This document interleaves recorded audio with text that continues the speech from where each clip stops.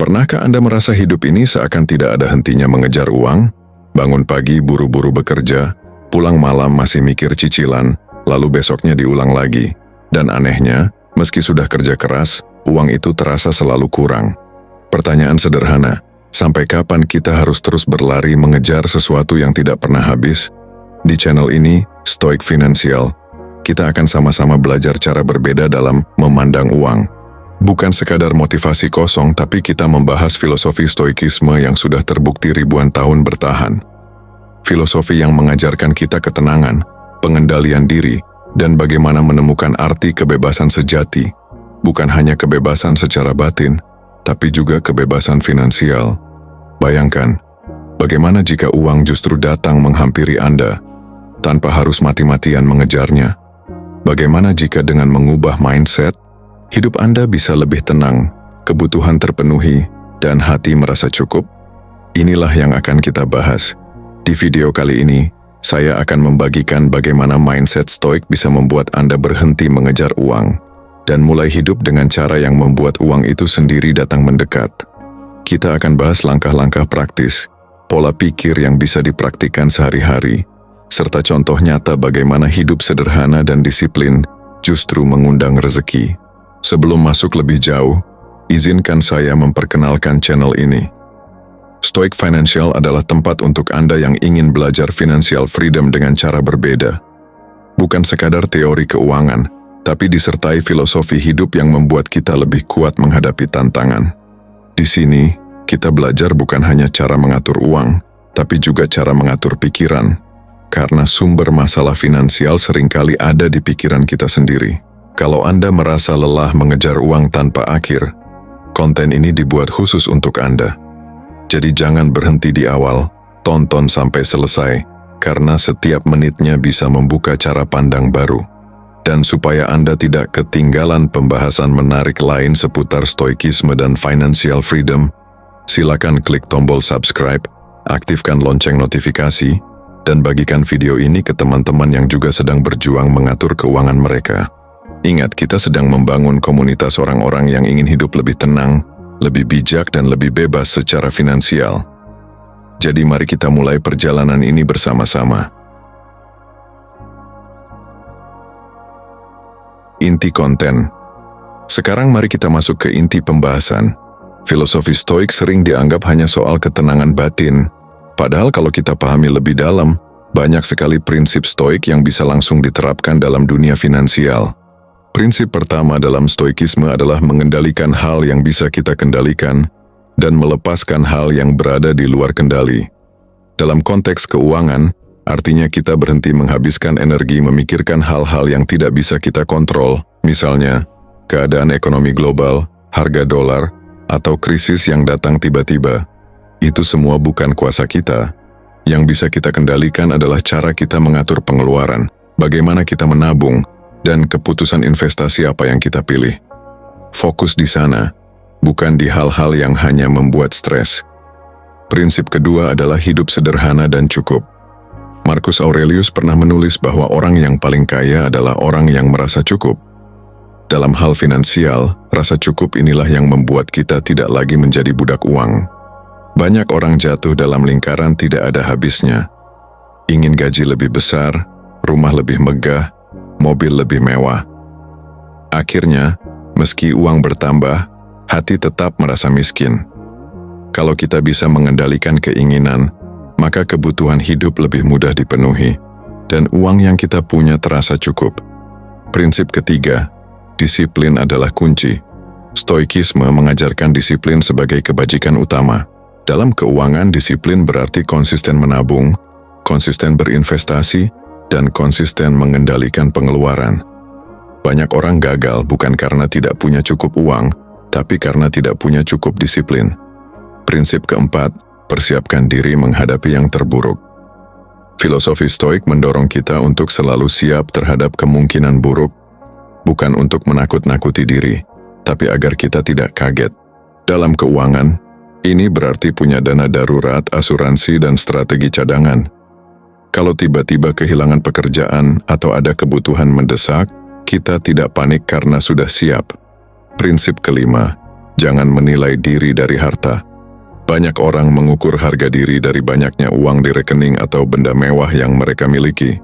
Padahal, Stoik mengajarkan bahwa nilai sejati seseorang ada pada karakternya, bukan pada hartanya. Dengan mindset ini kita tidak terjebak dalam gaya hidup konsumtif hanya untuk terlihat kaya. Prinsip keenam, uang adalah alat, bukan tujuan. Ketika uang dijadikan tujuan hidup, kita akan selalu merasa dikejar. Tapi kalau uang dijadikan alat untuk mencapai kebebasan, maka uang akan datang mengikuti tujuan hidup kita. Misalnya, kita ingin bebas waktu, ingin membahagiakan keluarga, ingin punya ketenangan batin. Kalau itu tujuannya, uang bisa diarahkan untuk mendukungnya. Dan inilah hal penting yang membedakan mindset Stoik dengan mindset kebanyakan orang. Stoikisme mengajarkan kita untuk berdamai dengan keadaan, bukan berarti pasrah, tetapi bisa menerima apa adanya sambil tetap bekerja keras pada hal yang bisa dikendalikan. Ketika seseorang berhenti mengejar uang secara membabi buta, fokus mengendalikan pengeluaran, hidup sederhana, disiplin menabung, dan punya tujuan hidup yang jelas, maka uang akan datang dengan sendirinya. Uang akan mengejar orang yang tenang, konsisten, dan tahu apa yang dia lakukan. Itulah inti kebijaksanaan Stoik dalam hal finansial. Hidup bukan soal berapa banyak yang kita dapatkan, tapi bagaimana kita mengelolanya, bagaimana kita mengendalikannya, dan bagaimana kita menggunakannya untuk hal-hal yang benar-benar penting. Penyebab utama orang gagal finansial. Kalau tadi kita sudah bicara soal prinsip Stoik yang bisa bikin uang datang tanpa harus dikejar, sekarang mari kita bahas kebalikannya. Hal-hal yang justru bikin banyak orang gagal finansial. Mengetahui penyebabnya penting, supaya kita bisa menghindarinya sejak awal. 1. Hidup lebih besar dari penghasilan. Banyak orang baru gajian, langsung habis. Bahkan kadang pengeluarannya lebih besar daripada pemasukan. Ini penyakit klasik. Gaya hidup lebih tinggi daripada kemampuan. Stoikisme mengajarkan kita untuk hidup sederhana, bukan karena pelit, tapi karena tahu mana yang benar-benar penting. Kalau kebutuhan dasar sudah terpenuhi, sisanya bisa disimpan, bukan dihamburkan. 2. Tidak punya kontrol terhadap keinginan. Dalam Stoikisme, keinginan berlebihan adalah sumber penderitaan. Orang gagal finansial karena tidak bisa membedakan mana kebutuhan dan mana keinginan. Akhirnya, membeli barang bukan karena perlu, tapi karena ingin terlihat kaya. Ini membuat uang keluar tanpa kendali. 3. Tidak disiplin menabung atau berinvestasi. Banyak orang menunggu, nanti kalau ada sisa baru menabung. Masalahnya, seringkali tidak ada sisa. Prinsip Stoik mengajarkan disiplin, mendahulukan apa yang penting. Menabung atau berinvestasi seharusnya jadi prioritas, bukan pilihan terakhir. 4. Terjebak hutang konsumtif pinjaman online, kartu kredit, cicilan barang-barang mewah, semua ini membuat banyak orang terjerat. Hutang boleh, asal produktif, misalnya untuk usaha. Tapi kalau hanya untuk gaya hidup, hutang itu jadi racun yang menguras energi. Stoikisme mengingatkan, kendalikan diri dari hal-hal yang membuat hidup kita terikat. 5. Tidak punya dana darurat. Banyak orang hidup seolah semua akan baik-baik saja, padahal hidup penuh ketidakpastian. Begitu ada sakit mendadak, kehilangan pekerjaan, atau kebutuhan besar, mereka langsung kalang kabut karena tidak punya cadangan. Stoik selalu siap menghadapi kemungkinan terburuk. Begitu juga dalam keuangan, dana darurat itu wajib. 6. Takut berinvestasi dan hanya menyimpan uang. Orang yang hanya menabung tanpa mengembangkan uangnya juga berisiko gagal finansial. Inflasi membuat nilai uang turun. Mindset Stoik mengajarkan keberanian, menghadapi risiko dengan perhitungan. Investasi bukan berjudi, tapi strategi untuk mengembangkan apa yang kita punya. 7. Tidak punya tujuan hidup jelas. Uang tanpa tujuan hanya jadi angka. Banyak orang bekerja keras, tapi tidak tahu untuk apa. Akhirnya, uang habis begitu saja tanpa arah. Stoikisme mengajarkan kita hidup dengan tujuan. Kalau tujuan jelas, misalnya ingin bebas dari hutang, ingin punya waktu bersama keluarga, atau ingin menolong orang lain, maka uang akan diarahkan ke sana, bukan hilang tanpa jejak. 8. Mengukur kebahagiaan dari materi. Inilah penyebab yang paling berbahaya. Orang gagal finansial bukan karena miskin, tapi karena selalu merasa kurang. Kebahagiaan diukur dari barang baru, mobil mewah, atau rumah besar. Padahal, menurut Stoikisme, kebahagiaan sejati datang dari dalam diri, bukan dari luar. 9. Tidak belajar dari kesalahan. Banyak orang mengulang kesalahan yang sama. Boros, berhutang, salah investasi. Tanpa refleksi, hidup jadi lingkaran yang tidak pernah selesai. Stoikisme mengajarkan introspeksi harian, mengevaluasi apa yang sudah dilakukan, supaya kesalahan tidak terus terulang. 10. Mengabaikan kesehatan jarang disadari, tapi kesehatan juga bagian dari finansial. Apa gunanya uang banyak kalau habis untuk biaya rumah sakit? Stoikisme selalu menekankan pentingnya menjaga tubuh. Dengan tubuh sehat, kita bisa bekerja lebih lama, berpikir lebih jernih, dan tentu saja mengelola uang lebih baik. Kesimpulannya, orang gagal finansial bukan karena tidak cukup pintar, tapi karena tidak bisa mengendalikan diri. Mindset stoik hadir untuk mengingatkan kita bahwa disiplin, kesederhanaan, dan kesiapan menghadapi hal buruk justru membuat kita lebih kuat secara finansial. Kalau kita lihat dari penyebab-penyebab kegagalan finansial tadi, banyak yang ujung-ujungnya bermuara pada satu hal, gaya hidup dan keinginan yang tidak terkendali. Banyak orang lebih sibuk mengejar penampilan, gengsi, atau kesenangan sesaat, padahal hal itu justru membuat keuangan bocor terus-menerus. Nah, sekarang pertanyaannya, bagaimana cara kita membalikkan kondisi ini? Bagaimana kita bisa membuat uang yang tadinya terasa selalu kurang, jadi terasa cukup, bahkan mulai berlebih? Jawabannya ada pada penerapan prinsip-prinsip sederhana yang sejalan dengan ajaran Stoikisme. Kita mulai dulu dari fondasi yang paling penting, yaitu hidup sederhana, bukan pelit. Poin 1. Biasakan hidup sederhana, bukan pelit. Kalau kita bicara soal kebebasan finansial, salah satu pondasi utama yang sering dilupakan orang adalah kesederhanaan. Banyak orang salah kaprah, mereka kira sederhana itu sama dengan pelit. Padahal jauh berbeda. Mari kita luruskan dulu. Sederhana itu soal gaya hidup yang terukur. Artinya kita membelanjakan uang sesuai kebutuhan, bukan keinginan. Kita tahu prioritas, kita tahu batas, dan kita bisa bedakan mana yang penting dan mana yang cuma nafsu sesaat. Sedangkan pelit, itu soal takut mengeluarkan uang meskipun untuk hal-hal yang penting. Nah, mengapa hidup sederhana itu penting? Karena kalau kita selalu mengejar keinginan, uang tidak akan pernah cukup. Stoikisme mengajarkan, yang membuat kita miskin bukanlah sedikitnya uang, tapi besarnya keinginan. Coba kita renungkan sejenak, berapa banyak orang yang penghasilannya sebenarnya besar, tapi tetap merasa miskin karena gaya hidupnya selalu naik? Mereka beli barang branded bukan karena butuh, tapi karena ingin terlihat kaya. Sementara itu, ada juga orang dengan penghasilan biasa saja, tapi bisa menabung, bisa investasi, bahkan punya dana darurat. Apa bedanya? Jawabannya sederhana. Mereka hidup sesuai kemampuan, bukan sesuai gengsi. Kesederhanaan ini bukan hanya urusan finansial, tapi juga mindset. Ketika kita belajar puas dengan apa yang ada, kita jadi lebih tenang. Kita tidak gampang iri dengan pencapaian orang lain. Dan justru di titik itulah kita bisa mengatur uang dengan bijak. Mari ambil contoh kecil. Misalnya, setiap bulan kita punya penghasilan 10 juta. Kalau kita langsung belanja habis-habisan, beli gadget terbaru, nongkrong mewah, pakaian mahal, ujungnya gaji akan habis bahkan minus.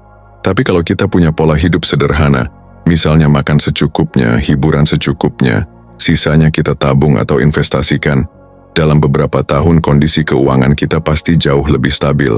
Hidup sederhana bukan berarti menolak kenyamanan.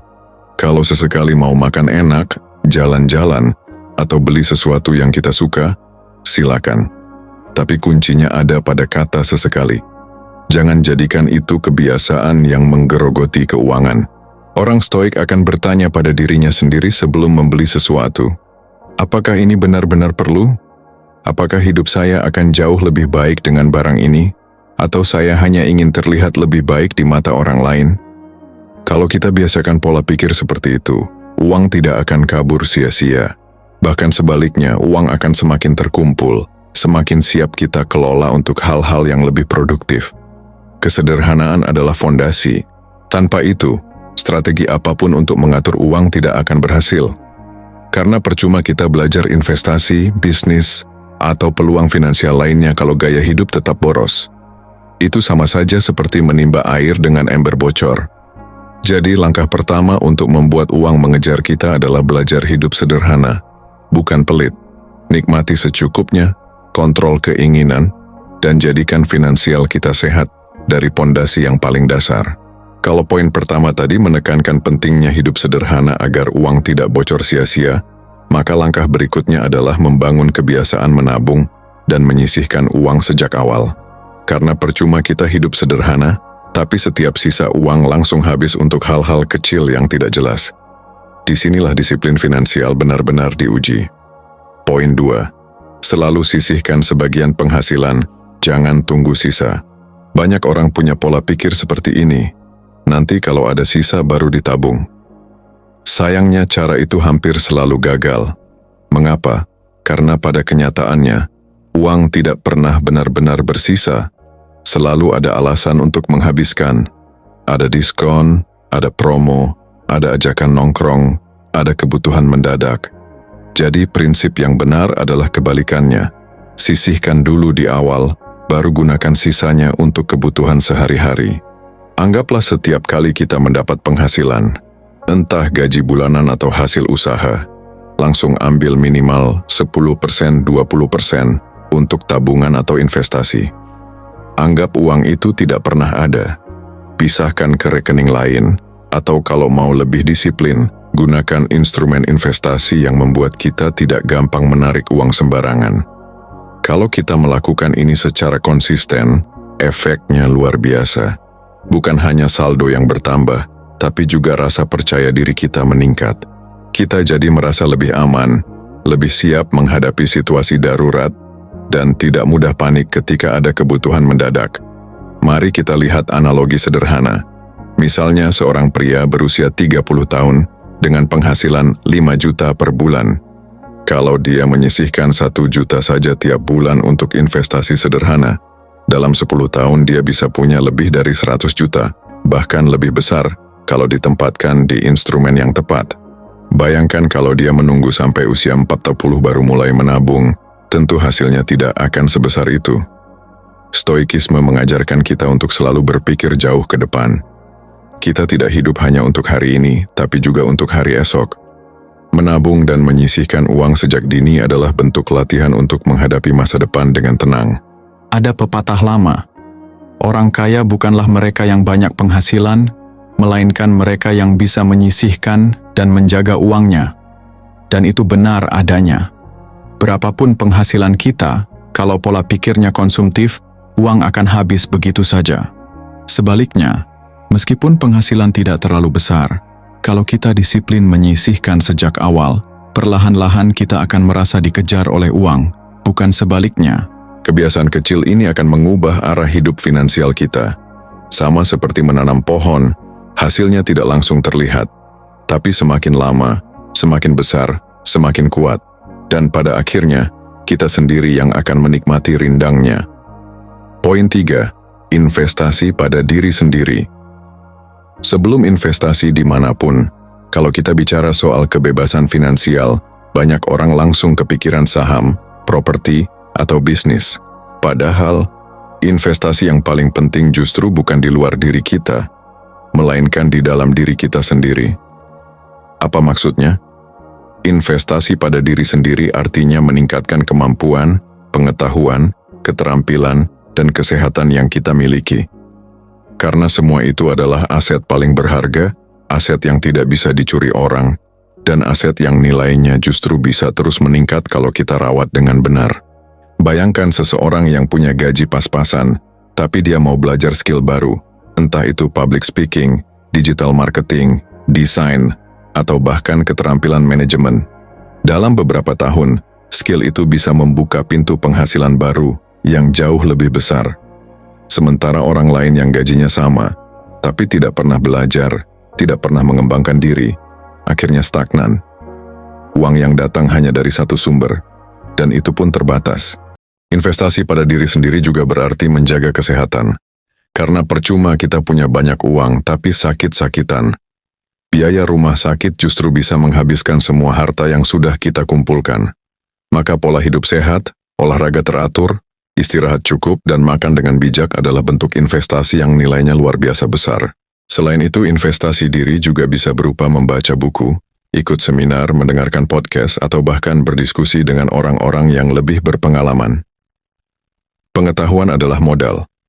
Dan semakin banyak kita tahu, semakin besar peluang kita untuk mengelola uang dengan bijak. Dalam filosofi Stoikisme, ada sebuah prinsip.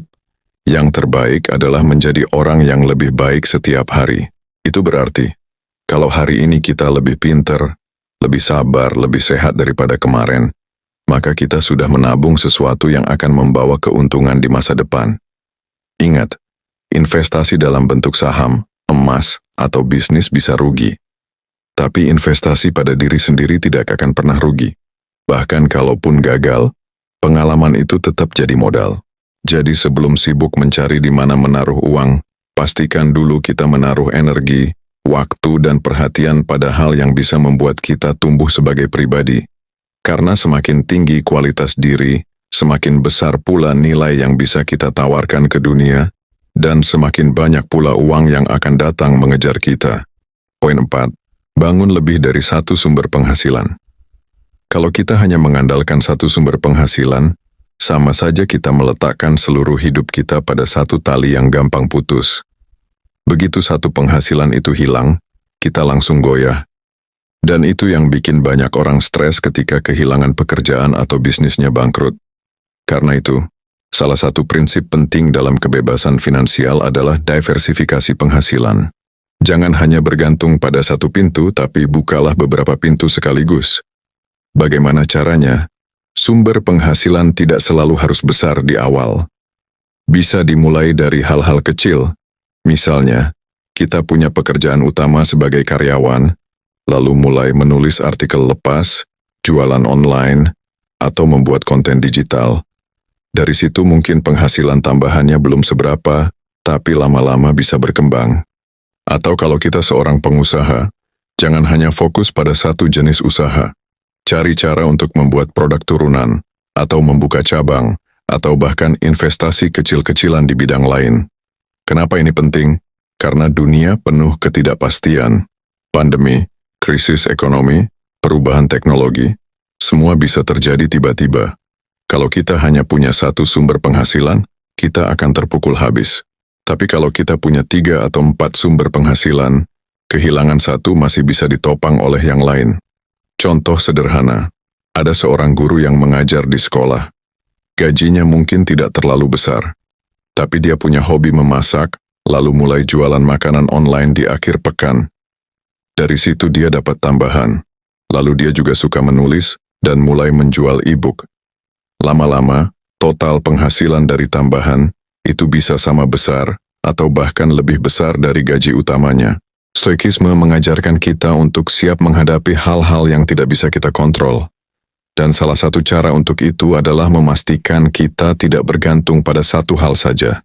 Dengan banyak sumber penghasilan, kita lebih tenang, lebih fleksibel, dan tidak mudah goyah saat badai datang. Membangun banyak sumber penghasilan memang butuh waktu dan tenaga. Tapi ingat, kita tidak perlu memulai semuanya sekaligus. Pilih satu hal kecil dulu, kembangkan, lalu tambah yang lain. Perlahan tapi pasti, hidup kita akan lebih stabil, dan uang akan semakin deras mengalir ke arah kita.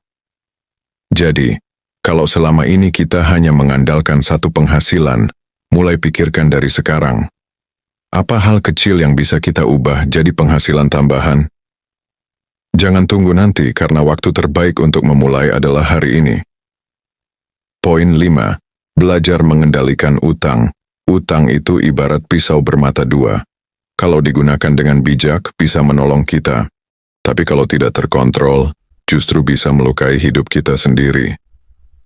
Banyak orang yang penghasilannya sebenarnya cukup besar, tapi karena menumpuk utang konsumtif, kartu kredit, cicilan barang mewah, pinjaman online, akhirnya hidupnya seperti kerja hanya untuk bayar tagihan. Stoikisme mengajarkan kita untuk membedakan antara kebutuhan dan keinginan. Utang sebaiknya hanya digunakan untuk hal produktif, misalnya modal usaha yang jelas perhitungannya. Kalau hanya untuk memenuhi gengsi, lebih baik hindari. Prinsipnya, jangan biarkan bunga bank lebih cepat bekerja daripada uang yang kita tabung. Dengan belajar mengendalikan utang, kita bisa melangkah menuju finansial yang lebih tenang. Poin 6. Disiplin catat pengeluaran. Banyak orang merasa uangnya hilang entah kemana. Padahal masalahnya sederhana, mereka tidak pernah mencatat. Mencatat pengeluaran adalah cara untuk menyadarkan diri sendiri kemana uang itu pergi. Seperti cermin yang menunjukkan kebiasaan kita. Kalau setiap hari kita biasakan mencatat, bahkan sekadar di aplikasi sederhana atau buku kecil, kita akan menemukan pola. Dari pola itu kita bisa mengurangi yang tidak perlu. Stoikisme mengajarkan, yang tidak bisa diukur, tidak bisa diperbaiki. Maka mencatat keuangan bukan hanya teknis tapi latihan kesadaran. Dengan kesadaran penuh, kita bisa mengarahkan uang ke hal yang lebih penting. Poin 7. Prioritaskan investasi jangka panjang. Seringkali orang ingin cepat kaya, sehingga terjebak pada skema instan atau investasi bodong. Padahal kunci kebebasan finansial justru ada pada kesabaran dan visi jangka panjang. Investasi jangka panjang, entah itu reksadana, saham blue chip, emas, atau properti, memberi ruang bagi uang untuk bertumbuh dengan stabil. Sama seperti stoikisme mengajarkan ketenangan dalam menghadapi waktu, kita perlu bersabar dan konsisten. Bayangkan kalau kita menanam pohon, tidak mungkin langsung berbuah keesokan harinya. Tapi kalau dirawat, suatu hari kita bisa menikmati hasilnya. Jadi jangan terburu-buru. Fokus pada yang aman, stabil, dan berjangka panjang. Poin 8. Bangun dana darurat. Banyak orang runtuh finansial bukan karena penghasilan kecil, tapi karena tidak siap menghadapi kejutan hidup. Kehilangan pekerjaan, sakit mendadak, atau kebutuhan keluarga yang tiba-tiba muncul bisa menghancurkan tabungan. Dana darurat adalah tameng. Idealnya, kita punya 3-6 bulan pengeluaran rutin yang disimpan khusus. Jangan diutak-atik kecuali benar-benar darurat. Dengan dana darurat, kita tidak perlu panik, tidak perlu buru-buru berutang. Kita bisa tetap tenang menghadapi krisis. Stoikisme mengajarkan, siapkan diri pada hal-hal yang tidak pasti. Dana darurat adalah wujud nyata dari prinsip itu. Poin 9. Belajar menunda kepuasan. Inilah salah satu latihan stoik yang paling kuat. Menunda kepuasan. Dunia modern selalu menggoda kita untuk instan, beli sekarang, bayar nanti. Tapi kalau kita tidak bisa menunda, uang akan terus habis. Menunda kepuasan berarti berani berkata, saya bisa beli ini nanti, bukan sekarang. Atau, saya tidak perlu ini untuk bahagia. Dengan latihan kecil, misalnya menahan diri untuk tidak membeli barang yang tidak terlalu perlu, kita melatih otot kesabaran. Dan kesabaran itulah yang membuat uang kita bisa bekerja lebih lama. Ingat, kebebasan finansial bukan soal seberapa besar penghasilan, tapi seberapa kuat kita menahan diri. Poin 10. Gunakan uang untuk tujuan yang bermakna. Pada akhirnya, uang hanyalah alat. Kalau kita punya banyak tapi tidak tahu untuk apa, hidup kita tetap kosong. Maka penting sekali untuk menggunakan uang pada hal-hal yang bermakna. Mendukung keluarga, membantu orang lain, mengembangkan diri, atau menciptakan sesuatu yang bermanfaat. Stoikisme mengajarkan kita untuk hidup sesuai nilai. Kalau uang kita diarahkan ke tujuan yang selaras dengan nilai hidup kita, maka setiap rupiah yang keluar terasa bermakna, bukan sia-sia. Dengan begitu, kita tidak hanya kaya secara materi, tapi juga kaya secara jiwa. Dan inilah puncak dari kebebasan finansial yang sejati. Kalau kita rangkum dari awal sampai akhir, perjalanan menuju kebebasan finansial itu sebenarnya bukan tentang mengejar uang semata, tapi tentang bagaimana kita mengendalikan diri, mengatur gaya hidup, dan memberi arah yang benar pada uang yang kita miliki. Kita sudah bahas soal hidup sederhana, menabung sejak awal, investasi pada diri sendiri, membangun sumber penghasilan lebih dari satu, mengendalikan utang, disiplin mencatat pengeluaran, sabar dalam investasi jangka panjang, menyiapkan dana darurat, belajar menunda kepuasan, sampai akhirnya menggunakan uang untuk tujuan yang bermakna. Semua itu tidak bisa selesai dalam semalam.